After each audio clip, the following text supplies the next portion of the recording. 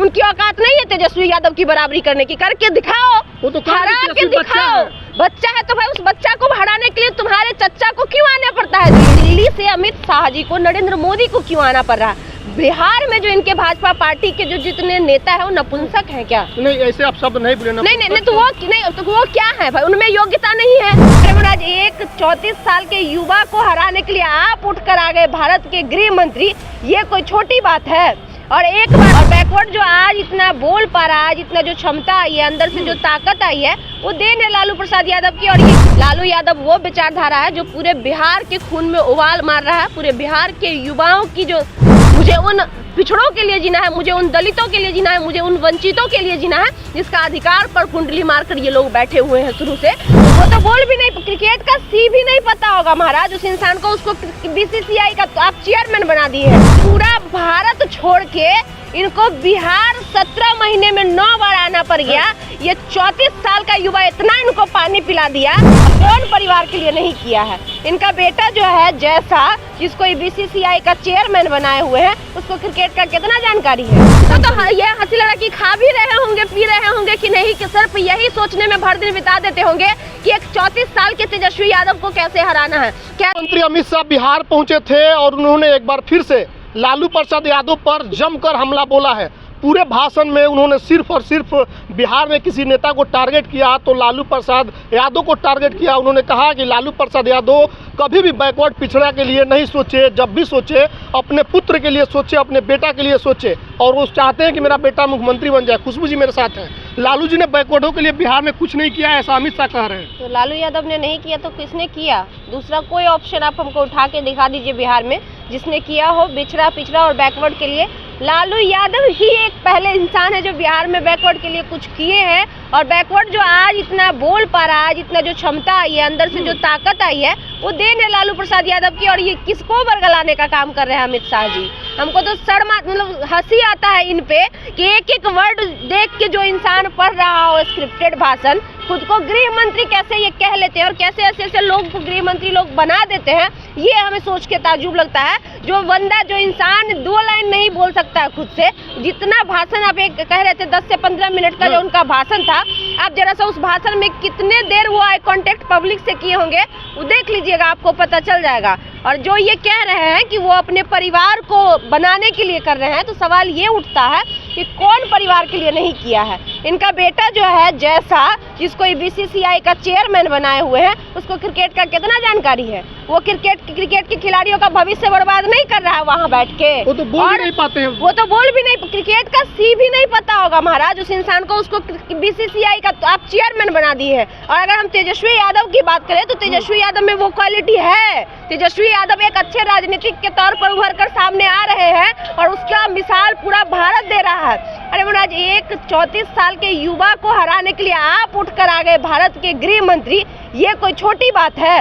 और एक बार नहीं, जिसकी आप बात कर रहे हैं, 1 साल में 9 बार अभी तक अमित शाह आए हैं यहाँ।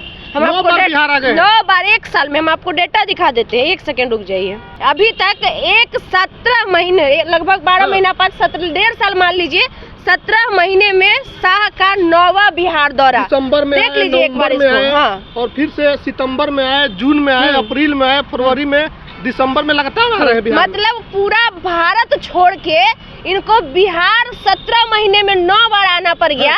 ये 34 साल का युवा इतना इनको पानी पिला दिया और आप बात कर रहे हैं उस युवा पे, सवाल उठा रहे हैं। आपको शर्म आनी चाहिए। सवाल है कि भाजपा के पास, एनडीए गठबंधन के पास बिहार के 40 में से 39 सीट है, फिर इतना डर क्यों बार बार अमित शाह? वही बस डर यही खाया जा रहा है। जो 9 दिन का जो जन सैलाब ये लोग देखे ना, बौखला गए हैं। इन लोगों को नींद आना खत्म हो गया, नींद आ नहीं रहा है। सोच रहे हैं कि जो जन सैलाब एक युवा के लिए जो उमड़ रहा है, वो तो मेरा लोटिया ले डूबेगा। इस बार बिहार से तो हमको हाथ धोना पड़ जाएगा।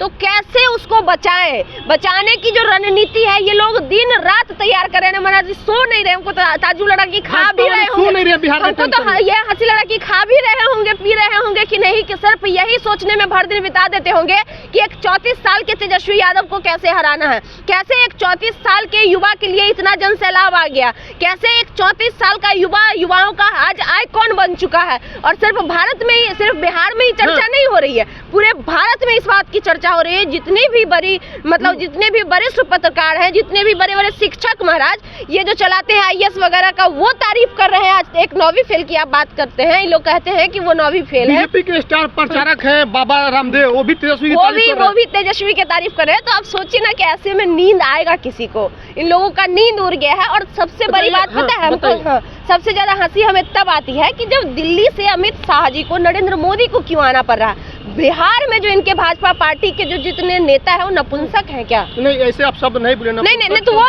वो क्या है भाई, उनमें योग्यता नहीं है। तेजस्वी यादव की बराबरी करने की योग्यता नहीं है, तब तो इनको दिल्ली से आना पड़ रहा है।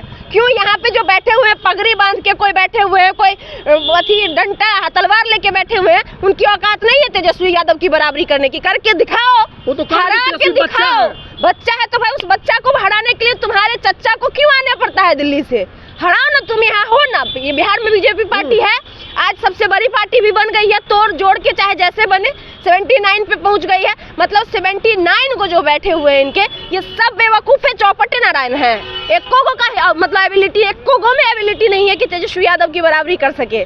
जिस तेजस्वी तेजस्वी को हराने के लिए अमित शाह मोदी आ रहे हैं, बिल्कुल, उनको दूसरे से मतलब नहीं है। अब देख लीजिए ना, पूरा भाषण में अगर सबसे ज्यादा किसी का जिक्र होगा तो लालू प्रसाद यादव, दूसरा किसी का जिक्र होगा तो वो तेजस्वी यादव, तीसरा बाद में चल के आता है सोनिया गांधी। राहुल गांधी का तो जिक्र नहीं दिखा हमको पूरा भाषण में, बाद में चल के आता है राजीव गांधी, वो पुराना कहानी। और सबसे बड़ी बात, कोई भी पार्टी आती है वो अपने 9 दिन तेजस्वी यादव पूरे बिहार में घूमे, वो अपने बारे में बताए कि हमने ये किया, किसने क्या नहीं किया वो बाद में बताए, पहले वो ये बताए कि हमने ये आपके लिए किया। लेकिन ये लोग जब भी बिहार आते हैं तो ये कहते हैं कि फलना ने वो नहीं किया, वो नहीं किया। क्या किया नहीं बताया, ये नहीं है बताने के लिए, इनके पास ये बताने के लिए है ही नहीं कि ये क्या किए।